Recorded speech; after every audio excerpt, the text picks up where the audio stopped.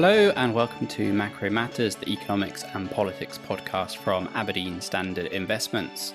My name is Paul Diggle, and along with my co-host Stephanie Kelly, we're guiding you through the macroeconomic and political themes which are driving global markets.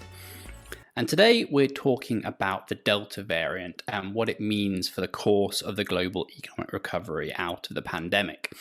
The start of a potential fourth global COVID wave driven by this new Delta variant is certainly challenging our relatively upbeat set of global macroeconomic forecasts, and it's worrying financial markets. Indeed, Delta has taken over from inflation as the biggest topic of conversations in markets right now. But with vaccines breaking the link between cases and deaths from COVID, at least where vaccine rollouts have occurred, does Delta or indeed any future variant really pose a threat to the global economic recovery? So joining me in this discussion are James McCann, Deputy Chief Economist at Aberdeen Standard Investments and Head of our US forecasting, and Ed Glossop, Emerging Market Economist and a deep specialist in Latin America. James, Ed, welcome back to the podcast. So we're talking this week about the threat to the economic recovery from the Delta variant. But first, tell us, James, from your vantage point in Boston in the US, Ed in London, are you seeing behaviours, official restrictions change at all in response to the Delta variant? Are you changing your behaviour? Thanks, Paul. We're not seeing any change in official restrictions over here in Boston or Massachusetts more generally, even though cases are rising quite steeply. I think from a personal behavior standpoint, there's a touch of confusion about what to do with regard to masks. Obviously, the CDC has changed its guidance around vaccinated people and whether they should wear masks indoors. So I think at the moment, people are taking it more into their own hands and trying to judge that public health risk. But really, it's a little bit unhelpful. We're getting mixed signals around where you should wear a mask, when you shouldn't, etc. Ed, what are you seeing in London? Hi, Paul. Yes, similar to James, really. I would say there's generally limited concern about the Delta variant, at least from my vantage point in West London.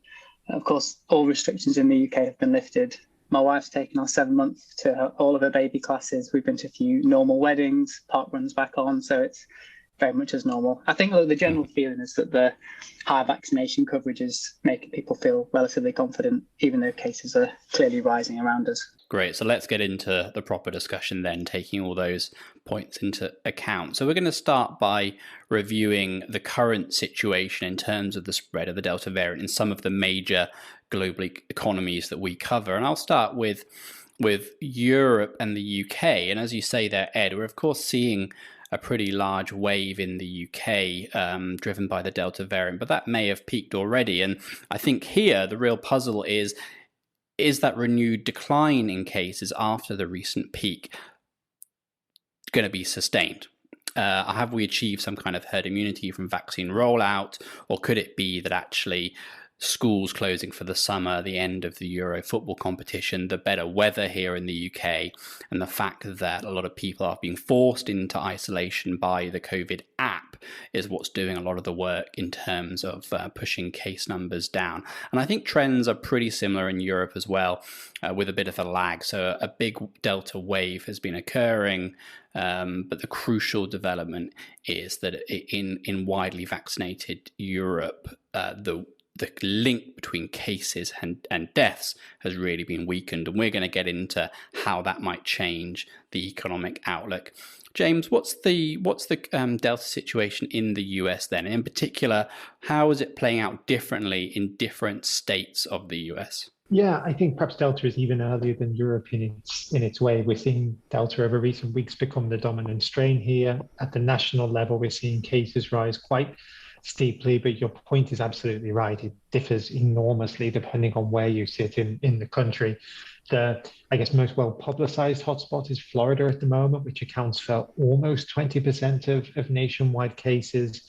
Cases per capita are earning around 3 times the national average there. But when we look across the South, so Louisiana, Alabama, Mississippi, certainly we see very troubling rises in new COVID cases. And I think really when we look at the vaccine coverage, this is where some of those differences start to creep in as well. So we've just hit 70% of all adults have had their first dose across the country as a whole. But when we cut down, actually, there's quite significant differences in state level vaccinations. Interestingly, Florida is not one of the worst performers in terms of state level vaccinations. It's close to the middle, so around 70% of adults. But if we cut within the state, we can see some very, very low vaccine coverage in parts of that state. So a minimum of 28% in certain counties. In other parts of the South, there's even deeper problems with vaccine coverage. So Louisiana, for instance, only 54% of adults statewide have had at least one dose.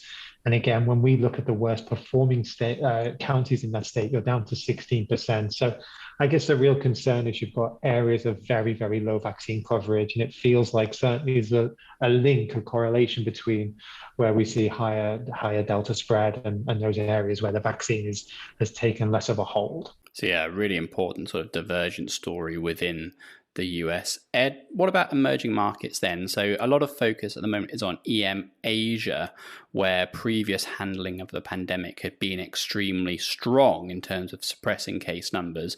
But those economies seem to be sort of relatively worse performance now during the Delta wave. What's going on there? Yeah, exactly. I think, as you say, Paul, that is perhaps the most intriguing development from the Delta wave, at least from an EM standpoint. And, we've had jumping cases in the likes of China, Korea, and Vietnam, but also smaller nations like Cambodia, where, as you say, these countries, particularly China, earned the plaudits last year for their kind of zero tolerance approach to COVID, having quashed various outbreaks with impressive efficiency. But now that Delta appears to be spreading widely in terms of geography within these countries. So, for example, in China, about half of its 32 provinces have now reported cases. So it's very, very geographically widespread. There's kind of local transmission in China now. And so this is the spread of Delta is really putting this zero COVID tactic under renewed scrutiny. Just a few words on other EM. So we've seen kind of also large increases in cases in the likes of Mexico, South Africa, Russia. But as you say, most of the talk is about Asia. Asia is now the epicenter. Particularly Indonesia suffered a huge rise in cases. Cases are similar level to Brazil now, and it's taken over from India as the epicenter. There's reportedly lack of oxygen now. They're importing oxygen tanks from elsewhere. Hospitals are becoming overwhelmed in Malaysia, Thailand. So it's the outbreak there is quite severe.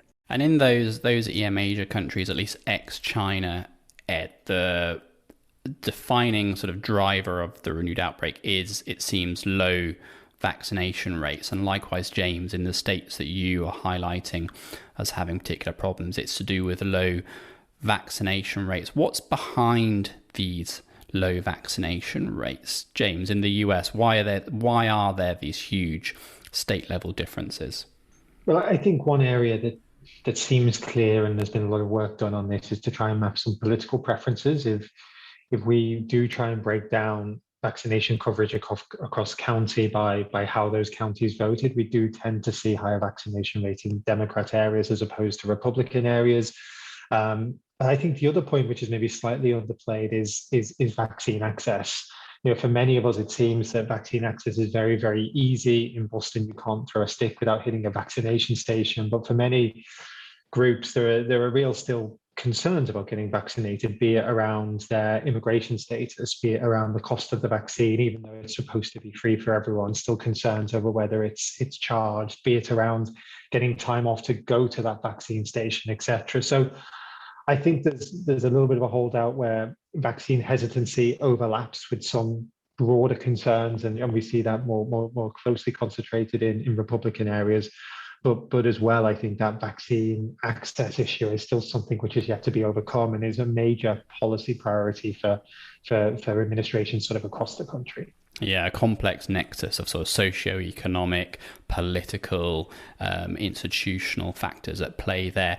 Ed, what about in EMs where vaccine rollout has been more lagging. Is that a question of access and supply?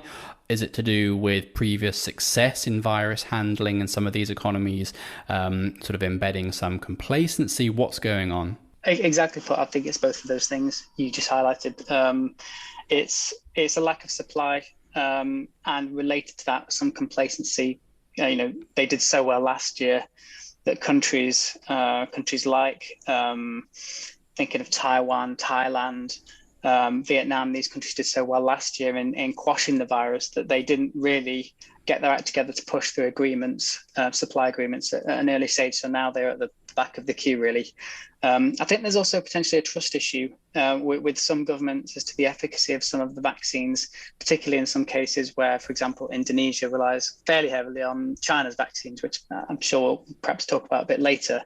But then there's an issue there as to whether people trust the efficacy of those vaccines too. Great. So I think when we get on to thinking about the economic implications of all this, the two factors that we think really drive how much Delta is going to affect the course of the economic recovery are, of course, vaccine rollout and levels of vaccine penetration, which and we've seen that where vaccines are widespread in the population, that breaks the link between cases and hospitalizations of deaths. Clear evidence of that in the UK's wave, but I think you see the same in the US, in Europe, in Israel. But the second factor is the actual strategy that individual countries are pursuing vis-a-vis the control of the pandemic. So last year, the most successful countries in terms of pandemic handling were those that pursued zero COVID strategies that really tried to suppress overall case numbers in the population, and they were able to normalize more rapidly. And thinking of New Zealand is the sort of standout example, but China also proved a very good example of that. This year, the advent of widespread vaccine rollout and the more infectious Delta variant actually flip that equation completely on its head. So it means that those countries pursuing zero COVID strategies have to work all the harder to clamp down on an even more infectious variant, while those countries sort of targeting hospitalizations and deaths and allowing some degree of community transmission of cases, that strategy becomes somewhat easier, or at least less economically damaging, in the presence of vaccines which break the link between cases and hospitalizations and deaths. So that, I think, once you start thinking, you start putting countries on a sort of map that on one axis plots vaccine penetration, on the other axis plots the COVID handling strategy, we can start to get a good handle on how countries are going to perform. So in the sort of top right quadrant of this sort of imaginary mapping are those with very high vaccine penetration and COVID strategies that actually accept quite high levels of case numbers, but try to suppress hospitalizations and deaths. And James, the US is a very good example of such a country. Does that mean that you're actually not particularly worried about the impact of the Delta variant on the course of the economic recovery, or do some of these regional differences you've been highlighting mean that that view is too complacent? I think this is something we need to monitor really, really closely. But for the time being, I don't think I'm looking to radically alter my growth outlook based on this. A few reasons for that. One that you've highlighted, I think, well there is that, at least in the US, weaker translation between new cases and deaths. We've seen deaths increase, but by no means what we've seen during previous waves so far, which is a really encouraging sign. And then the second point, I think, is quite interesting around the state level responses. And what we do tend to see is that in many of those states in which we're seeing worsening trends alongside poorer vaccination rates, and we have seen less reluctance in those states to take punitive and aggressive action to try and lock down against the virus. So certainly during the summer wave last year, and even through the holiday wave at the turn of this year, we saw those states suffer quite significant outbreaks, but not take very aggressive public health responses and allow a greater degree of community translation of the virus. So for the time being, it seems that impact should be relatively localized and relatively muted even at those localized areas. But we just need to be so alert to this and just watch the case levels, watch the breadth of those increases, just for signs that that's too complacent and that actually, this will be much more disruptive.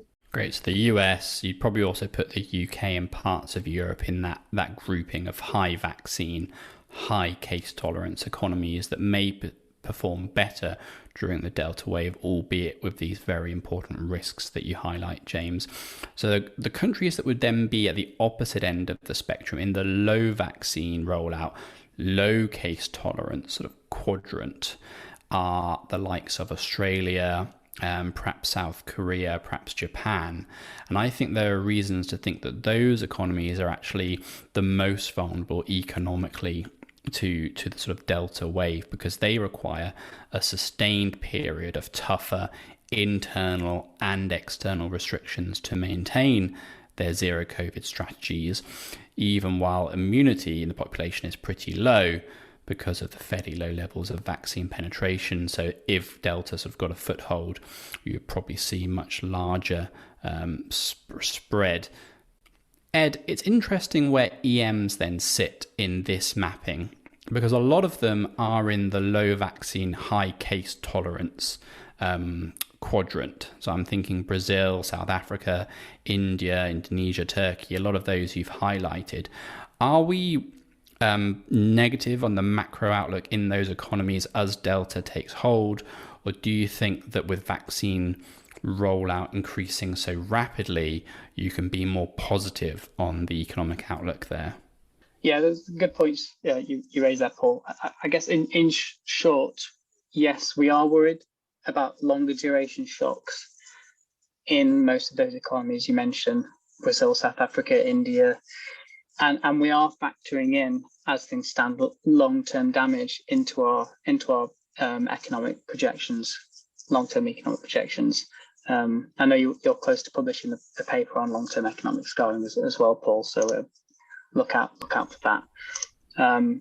These countries are essentially dangerous to this feedback loop in which cases come down, but restrictions are then eased prematurely, causing cases to rise again, and restrictions to be reimposed against the backdrop of low vaccination.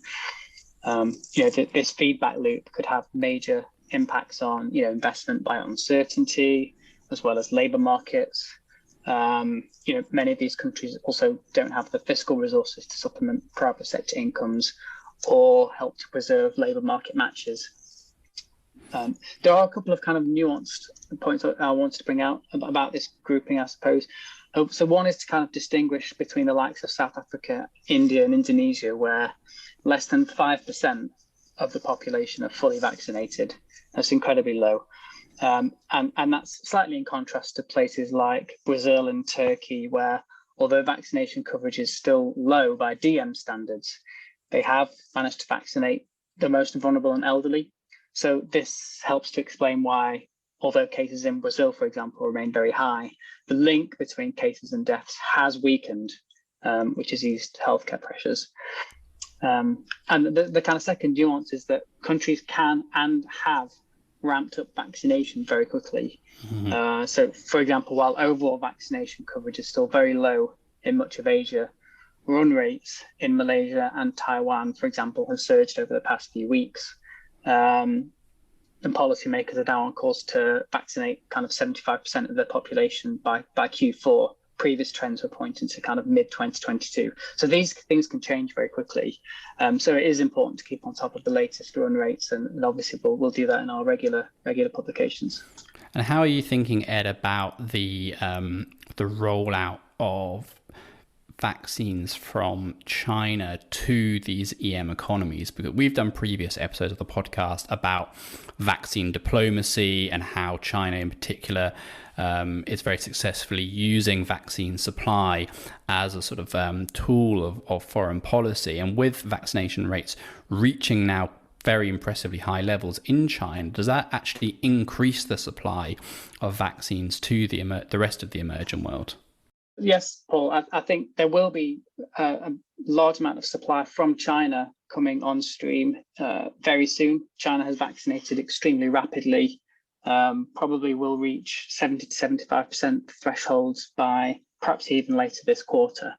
So I think supply will come on stream from China. The key issue actually is whether there will be demand for the China vaccines against the backdrop of concerns about their efficacy against the original strains, let alone the Delta strain. We have very limited visibility about how effective the China vaccines will be against that strain. Great. And how are you thinking then about the Chinese economy itself? So it's probably in a fourth quadrant we haven't talked about yet, which is the high vaccine but low case tolerance sort of grouping. So a very successful vaccine rollout there, but China is still, during this Delta wave, pursuing a zero COVID strategy, still doing enormous scale mass testing of like the entire population of provinces to really stamp down on case numbers.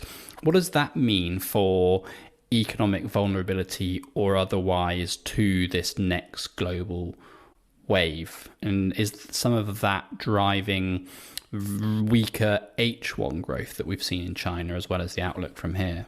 Yeah, that's absolutely true. I mean, as you say, China is in this slightly odd position, I suppose, with high vaccination, but still low case tolerance.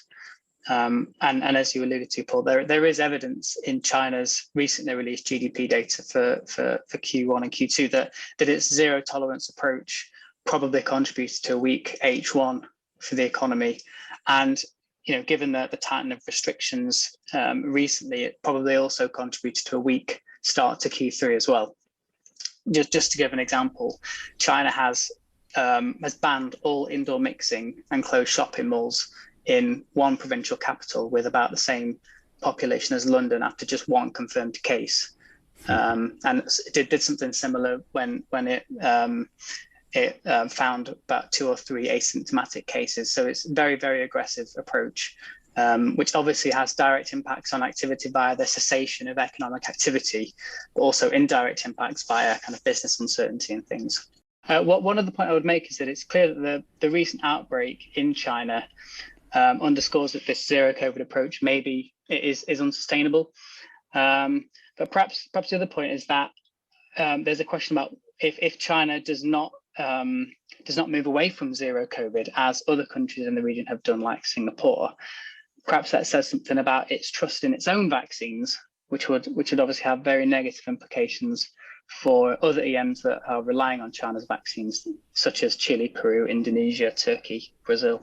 Brilliant, James. That's a really useful discussion, I think, of the ways in which this wave of the pandemic coming alongside widespread vaccine rollout, at least in parts of the world, changes somewhat how we view the combination of COVID handling strategy, vaccine rollout, and how all that plays into the macro recovery. And it sort of changes the nature of who actually performs better and who performs worse relative to some of the patterns we saw in 2020. I think our global view is probably still that we're in recovery. It's very hard for the world economy to do anything other than recover at this stage, given how far it still is below pre-pandemic levels. But divergence, as we've been talking about, is an absolutely central theme within that recovery. Investors need to be very clear on who can negotiate the next stage of the pandemic more or less successfully. But that's about all we have time for this week. Thank you for listening to the podcast. Don't forget to like or subscribe on your podcast platform. We're on Apple Podcasts, Spotify, SoundCloud, Google Podcasts, wherever you get your podcasts from. Until next time, goodbye and good luck out there.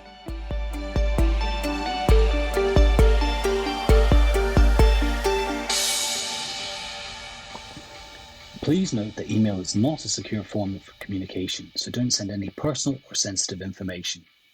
This podcast is provided for general information only and assumes a certain level of knowledge of financial markets. It is provided for information purposes only and should not be considered as an offer, investment recommendation, or solicitation to deal in any of the investments or products mentioned herein, and does not constitute investment research. The views in this podcast are those of the contributors at the time of publication and do not necessarily reflect those of Aberdeen Standard Investments. The value of investments and the income from them can go down as well as up, and investors may get back less than the amount invested. Past performance is not a guide to future returns. Return projections are estimates and provide no guarantee of future results.